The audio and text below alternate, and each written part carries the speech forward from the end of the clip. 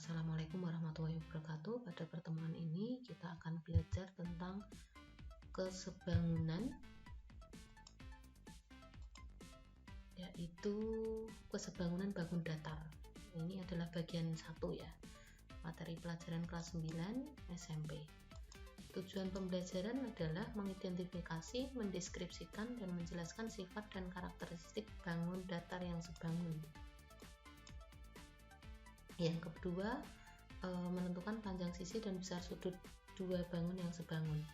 Nah, pada pertemuan kali ini kita akan membahas tujuan pembelajaran yang pertama.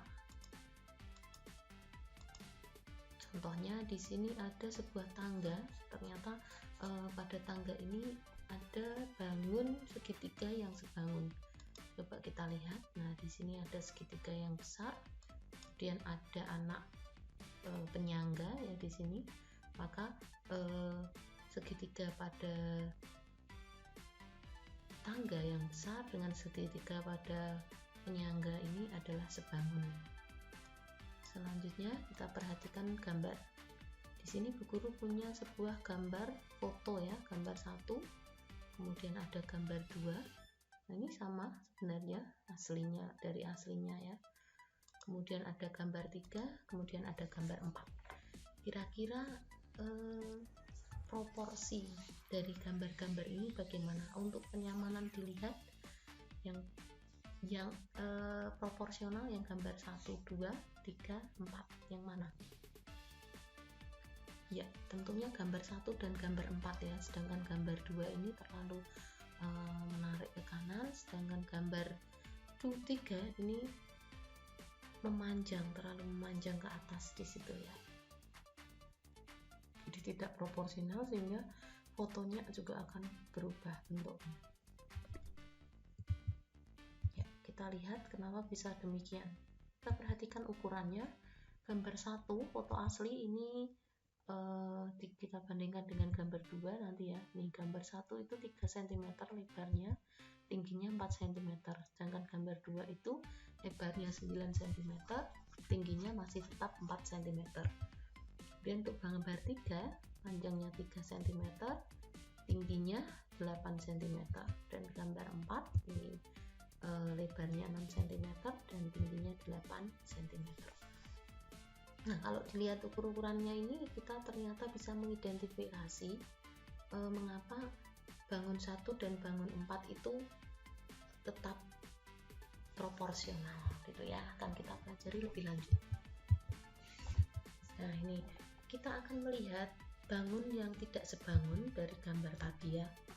Jadi gambar 1 dan gambar 2 ini kita bandingkan. Ternyata ini gambar 2 yang tadinya tidak proporsional ini kita akan bisa menarik kesimpulan di dalam matematis itu istilahnya apa gitu ya. Ukurannya sudah ada. Di sini kita akan cek gambar foto asli itu bentuknya persegi panjang. Gambar 2 itu juga persegi panjang, secara bentuk sama ya. Kemudian ukurannya untuk gambar 1 itu panjangnya 4 cm, untuk gambar 2 panjangnya 9 cm. Jadi ini panjangnya itu yang panjang ya, kemudian lebarnya itu ya yang lebih pendek. Dan ini panjangnya 9, lebarnya 4. Nah, jadi ukurannya kita sudah tahu. Sekarang kita akan analisis. Seperti halnya pada kekongruenan, kita punya 2 syarat yang bisa kita perhatikan, yaitu sudut-sudut yang bersesuaian.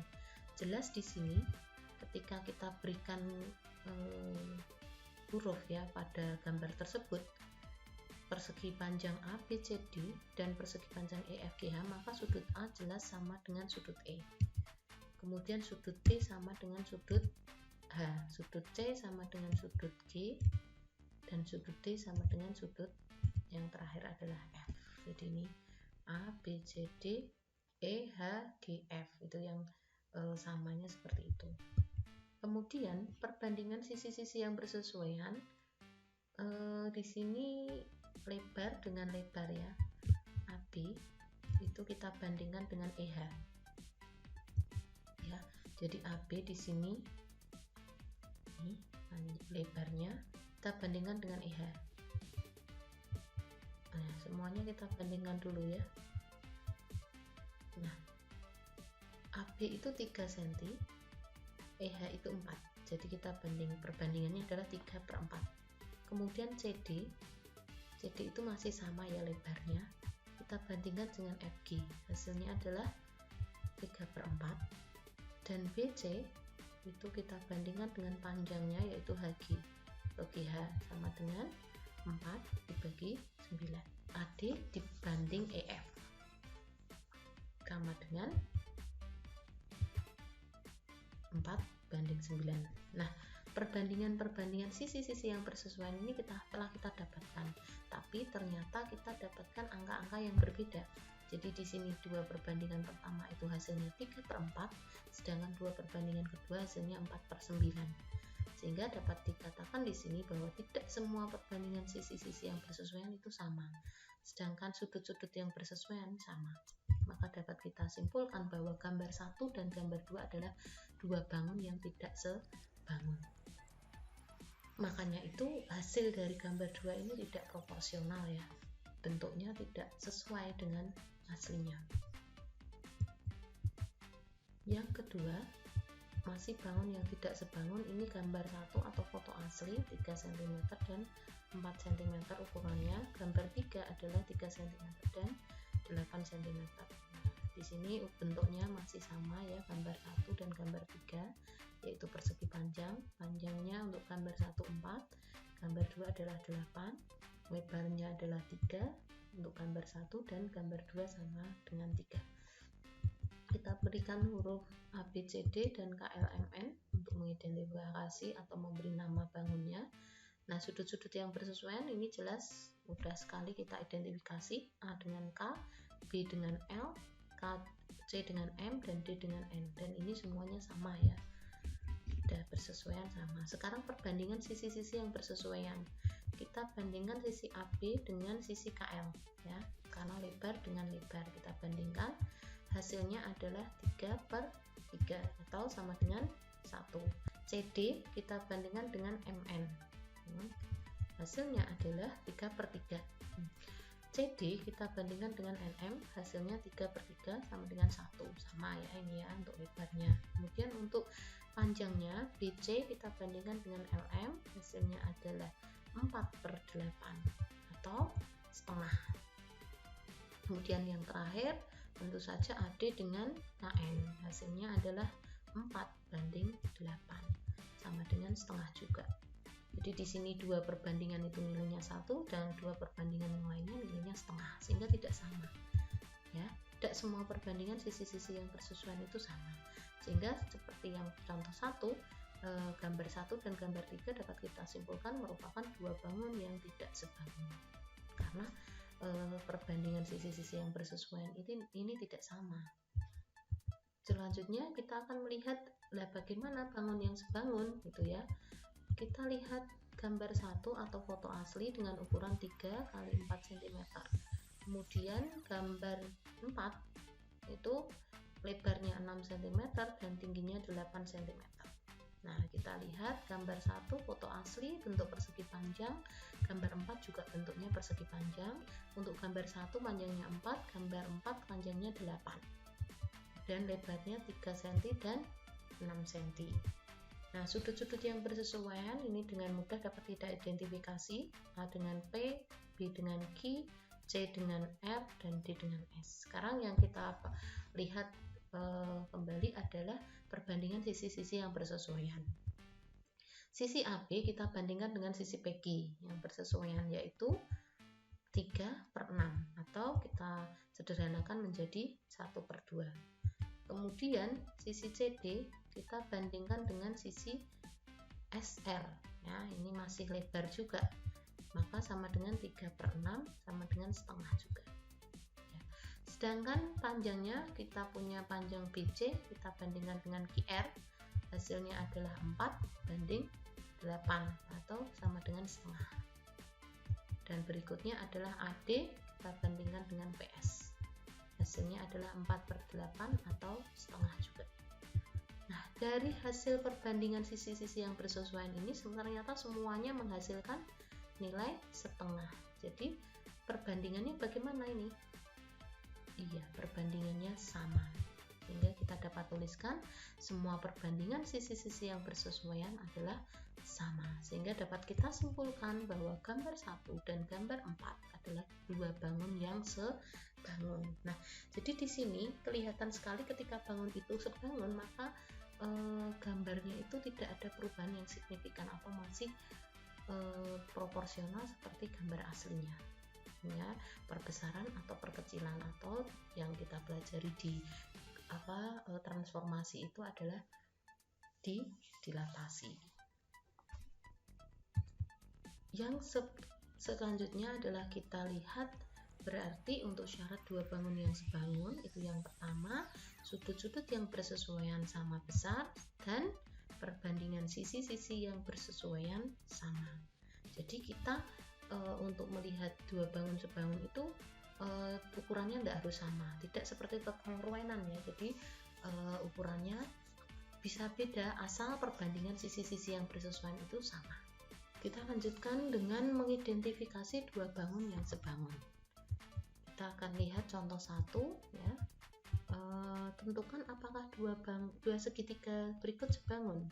Ini adalah gambar dua segitiganya, yaitu segitiga ABC lengkap dengan ukuran-ukurannya, kemudian sudut-sudutnya sudah diberi tanda. Penyelesaiannya, langkah pertama adalah mengidentifikasi sudut-sudut dan sisi-sisi yang bersesuaian ya. Kita lihat sudut A itu sama dengan sudut E, sudut B sama dengan sudut F, dan sudut C sama dengan sudut D. Ini identifikasi sudutnya sudah kelihatan karena diketahui seperti kita sesuaikan tandanya saja. Sehingga sudut-sudut yang bersesuaian adalah sama besar. Selanjutnya kita lihat sisi AB ini diapit oleh tanda bintang dan tanda pagar, maka kita cari di sini yang tanda bintang dan tanda pagar. Sehingga kita tandai EF ya. EF tanda bintang dan tanda pagar. Selanjutnya kita bandingkan AB dengan EF ya, hasilnya adalah 18 dibagi 12 atau hasilnya adalah 3:2. Selanjutnya kita lihat sisi BC. BC ini ditandai titik dan pagar, maka di sini yang titik dan pagar adalah DE. Kita beri titik. Maka di sini yang titik dan pagar adalah DF. Nah, kita beri tanda V juga sehingga kita bandingkan BC dibanding DF atau FD sama dengan 15 dibanding 10. Hasilnya adalah 3/2. Sama-sama dibagi 5 ya. Berikutnya yang terakhir adalah AC, tentu saja sama dengan DE ya. Ini bintang dan titik. Ya, kita samakan, kita beri tanda garis miring 2 sehingga AC dibanding DE sama dengan 24 dibanding 16. Kita bagi 8 ya, dapatnya 3 atas 16 dibagi 8 hasilnya 2.